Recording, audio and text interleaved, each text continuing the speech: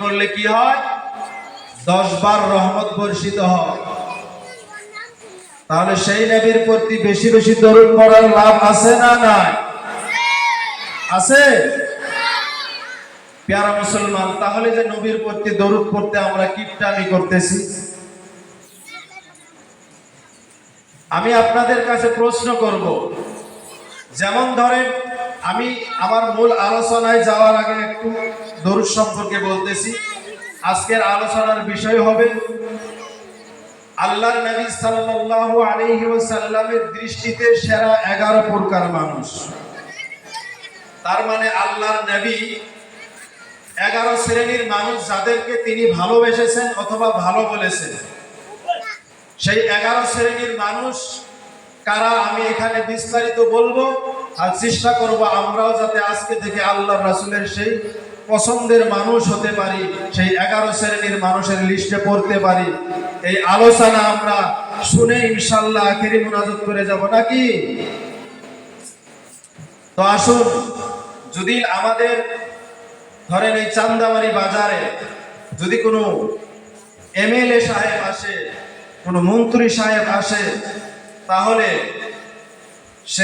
সে আসার সঙ্গে সঙ্গে দেখবে মুসলমান জোরে জোরে অমুক নেতা জিন্দাবাদ, তমুক নেতা জিন্দাবাদ চিল্লিয়ে চিল্লিয়ে তাকে ফুলের মালা দিয়ে সম্বন্ধ করে না নাই? শুধু তাই নয়, এই তো কিছুদিন আগে ইলেকশন চলে গেছে না নাই? এই ইলেকশনের মধ্যে দেখা গিয়েছে প্রত্যেকটা গ্রামের মানুষ তাদের নেতার জন্য এত জোরে জোরে স্লোগান দিয়েছে, নারী ও পুরুষ মিলে এমন ভাবে তারা স্লোগান দিয়েছে, সারাদিন না খেয়ে গলা পর্যন্ত ভেঙে গিয়েছে, গলার শিরা ফুলে গিয়েছে, তারপরেও থামেনি। তাহলে বলুন, দুনিয়ার সাধারণ নেতার জন্য যদি নিজের যৌবনকে, শরীরকে কষ্ট দেওয়ার পরেও নিঃস্বার্থভাবে খাটতে পারি, তাহলে আমার আপনার নবী মুহাম্মদুর রাসূলুল্লাহ সাল্লাল্লাহু আলাইহি সাল্লাম তিনি কি দুনিয়ার সাধারণ মানুষের মতো নেতা ছিলেন? আমার আপনার নবী কি নরেন্দ্র মোদীর মতো নেতা, জওহরলাল নেহরুর মতো নেতা, মহাত্মা গান্ধীর মতো নেতা? না, আমার আপনার নবী নেতাদের নেতা, বাদশাদের বাদশাহ, সরওয়ারদের সরওয়ার, নবীদের নবী, ইমামদের ইমাম, যিনি না হলে লাউলা কালামা খালাকতুল আফলান, না আসমান होता, ना चांद होता, ना जमीन होता, मेरा नबी ना होता तो कुछ भी ना होता, मेरा नबी ना होता तो इस मुल्क के झंडा में भी तिरंगा ना होता। अरे जिसके लिए खुदा ने सारा जहां बनाया, एक बार जोरे बोलूं। কি বলতে হবে এটাও জানেন না? একটু উচ্চ আওয়াজে বলি সুবহানাল্লাহ। তাহলে আমাদের নবী নেতাদেরও নেতা, নবীদেরও নবী, সমস্ত ইমামদের ইমাম, যার ওসিলা করে দো জাহান, দোনো আলমকে আল্লাহ সৃষ্টি করেছেন। প্রত্যেকটা মাখলুকাত, আসমান জমিন, জীবজন্তুকে, এমনকি আমাকে আপনাকে আল্লাহ বানিয়েছেন। তাহলে সেই নবীর প্রতি যদি নিজের যৌবনকে একটু কষ্ট দিয়ে নিঃস্বার্থভাবে নবীর মহব্বত নিয়ে দরুদ পড়ি, তাহলে রাসূলের মহব্বত, ভালোবাসা অর্জন করতে পারবো না? নাই পারবো তো? আজকে থেকে কে কে নবীকে নিজের জানের থেকে বেশি ভালোবাসবো বলো? হাত তুলে দেখায়। সকলকে আল্লাহ নবীর সুন্নত নিয়ে চলার তৌফিক দান করুন, নবীর হুকুম মোতাবেক চলনেওয়ালা বানান। সকলে বলি আমিন। আল্লাহর নবী সাল্লাল্লাহু আলাইহি ওয়াসাল্লাম হাদিস শরীফের মধ্যে পরিষ্কার ভাবে জানিয়ে দিয়েছেন, লা ইউমিনু আহাদুকুম হাত্তা আকুনা আহাব্বা ইলাইহি মিন ওয়ালিদিহি ওয়া ওয়ালাদিহি ওয়ান নাসি আজমাইন। আল্লাহর নবী পরিষ্কার ভাবে হাদিসে বলেছেন, হাদিসটি বুখারী মুসলিমের মধ্যে পাবেন, মুত্তাফাকুন আলাইহি হাদিস। আল্লাহর নবী জানিয়ে দিলেন, যদি কোনো মানুষ নিজেকে পুরোপুরি ঈমানদার বলতে চায়, নিজেকে পুরোপুরি মুমিন বলতে চায়, নিজেকে পুরোপুরি ঈমানওয়ালা দাবি করতে চায়, তাহলে ওই ব্যক্তিটা যেন তার ছেলে মেয়ে, স্ত্রী পুত্র মা বাবা ধন সম্পদ এমনকি নিজের জানের থেকে বেশি মহব্বত আমি নবীকে করে। আর আমরা কি করি? আগে দুনিয়া, আগে টাকা পয়সা, বিল্ডিং বালাখানা গাড়ি বাড়ি, তারপর আল্লাহ ও তার রাসূল। আমরা এটাই বেছে নিয়েছি, তাই না? প্যারা মুসলমান, মুমিন হওয়া অত সহজ নয় রে মুসলমান। শুধু নিজেকে মুমিন বললেই মুমিন হওয়া যায় না, নিজেকে ঈমানদার বলে দাবি করলেই ঈমানদার হওয়া যায় না। ও মুসলমান, আল্লাহ তাআলা পবিত্র কুরআনুল কারীমের মধ্যে সূরাতুল বাকারার মধ্যে জানিয়ে দিয়েছেন, ওয়া মিনান নাসি মান ইয়াকুলু আমান্না বিল্লাহি ওয়া বিল ইয়াউমিল আখির ওয়া মা হুম বিমুমিনিন।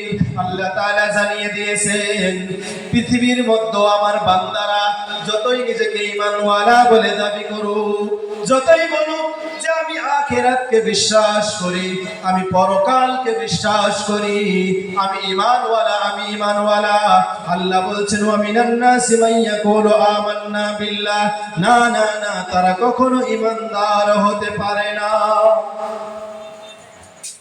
আল্লাহ বলেছে পৃথিবীতে এমন কিছুগুলো মানুষ আছে যারা বলে আমি আখিরাতকে বিশ্বাস করি, পরকালকে বিশ্বাস করি, এক কথায় ইমানে মুফাসসিল ও মুজাম্মিলের পুরো অর্থগুলোকে আমি বিশ্বাস করি, আর আমি বলছি আমি ঈমানওয়ালা, আমি ঈমানদার।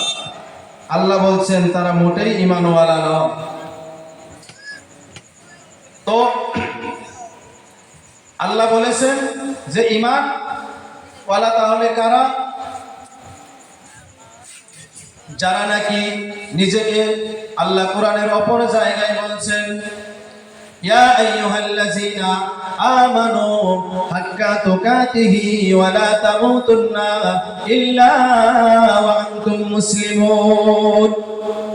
আল্লাহ বলছেন যদি তোমরা নিজেকে প্রাকৃতিক ঈমানদার মুমিন বলে দাবি করতে চাও, তাহলে তোমরা কি করো? পুরোপুরি ঈমানদার হও, এমনকি আল্লাহকে ভয় করো। হাক্কা তুকাতিহি, ভয় করার মতো ভয় করো, এমন ভাবে ভয় করে চলো যেমন আপনি জানেন এইখান থেকে বাজারের মধ্যে গেলে ওই ব্রিজের মাথায় কনফার্ম আপনার গাড়ি অ্যাক্সিডেন্ট হয়ে মৃত্যু হবে, আপনি কিন্তু ওইখানে যাবেন না। অথবা ধরেন আপনি এইখান থেকে ওই রাস্তার মধ্যে গেলে একটা হিংস্র প্রাণী এসে আপনাকে খাইয়ে ফেলবে, আপনি কিন্তু কখনো ওখানে যাবেন না। আল্লাহ বলেছেন হাক্কা তুকাতিহি ওয়া লা তামুতুন্না ইল্লা ওয়া আনতুম মুসলিমুন। তোমরা আমাকে এমন ভাবে ভয় করো, ভয় করার মতো ভয় করো, ভয় করার মতো ভয় করো। শুধু ভয় করলেই হবে না, ভয় করে নিজেকে পুরোপুরি ঈমানদার মুমিন বানিয়ে কবরের মধ্যে আসো। তাহলে আমরা আল্লাহকে পুরোপুরি ভয় করে চলতে পারি? যদি আমরা পুরোপুরি আল্লাহকে ভয় করে চলতাম রে মুসলমান, তাহলে আজকের এইরকম একটা দ্বীনি মেহফিলের মধ্যে, এইরকম একটা জান্নাতি বাগানের মধ্যে মানুষ না আইসে থাকতে পারতো না। এই মেহফিলের মধ্যে না এসে মানুষ কখনো রাস্তা দিয়ে ঘুরতে পারতো না। এই মেহফিলের মধ্যে আসার জন্য তার অন্তরটা ছটফট করত, যদি ওই ব্যক্তিটা পুরোপুরি আল্লাহর ভয় নিয়ে চলতো। আজকে মুসলমান নিজেকে ঈমানওয়ালা বলে দাবি করি, অথচ দ্বীনি আলোচনা শোনার পরেও, দ্বীনি আলোচনা মাইকের আওয়াজ কানে যাওয়ার পরেও আমরা মেহফিলের মধ্যে হাজির হতে পারি না। পেরেছি? এখনো অনেক মানুষ দেখলাম দোকানে আড্ডা দিতেছে, বাজারে আড্ডা দিতেছে। ও মুসলমান, ওই জন্যই আল্লাহ বলেছেন ওয়া মিনান নাসি মান ইয়াকুলু আমান্না বিল্লাহ, যতই তোমরা বলো আখিরাতকে বিশ্বাস করি, পরকালকে বিশ্বাস করি, তুমি ঈমানদার হতে পারো না। কারণ তুমি যদি ঈমানদার হতে চাও হাক্কা তুকাতিহি, আল্লাহকে ভয় করতে হবে, ইল্লা ওয়া আনতুম মুসলিমুন, নিজেকে পুরোপুরি ঈমানওয়ালা বানিয়ে কবরে আসতে হবে। তাহলে কি করতে হবে? আল্লাহকে ভয় করার পাশাপাশি নিজেকে পুরোপুরি ঈমানদার হতে হবে। মুসলমান যদি আমরা আল্লাহকে ভয় করতাম, তাহলে আমাদের দ্বারাই কোনো গুনার কাজ হতো না, আমাদের দ্বারাই কোনো পাপ কাজ হতো না। রে মুসলমান, ও মুসলমান, যদি আমরা আল্লাহকে ভয় করতাম, তাহলে কোন মুসলমানের সন্তান হয়ে কখনো মদের গিলাস হাতে নিতে পারতো না। সে ভাবতো আমি যতই একা একা ঘরের মধ্যে মদ পান করি না কেন, আমি যতই অন্ধকারের মধ্যে মদ পান করি না কেন, আমি যতই জঙ্গলের মধ্যে একা একা বসে মদ পান করি না কেন, পৃথিবীর কোন মানুষ দেখুক আর না দেখুক, আমার আল্লাহ তাআলা কিন্তু দেখতেছে।